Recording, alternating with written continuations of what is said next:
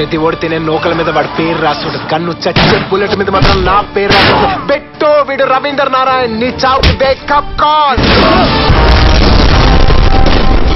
25 ఏళ్ళ కుర్రోడు రా, నీ బట్టలు పిచ్చి పరిగెత్తిస్తున్నాడు.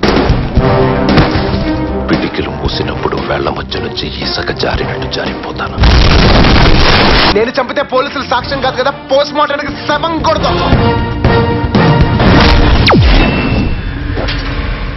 నీ పళ్లకు క్లిప్ ఉన్నప్పుడు ఒక్కడైనా నిన్ను చూసి నవ్వాడా? చూసారా తను నవ్వుతుంటే ఒక మెరుపు వచ్చింది. బహుశా దీనివల్ల ఇలాగా పొలాలకు వేసినట్టు దీని పళ్ళకు కంచేశారేంటి? మరి ఇప్పుడు చూడు ఎంతమంది ఫ్యాన్స్.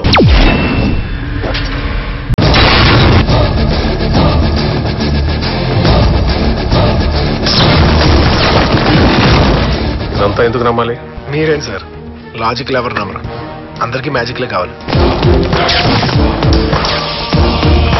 అందుకే మనకి సైంటిస్టుల కన్నా బాబాలు ఫేమస్.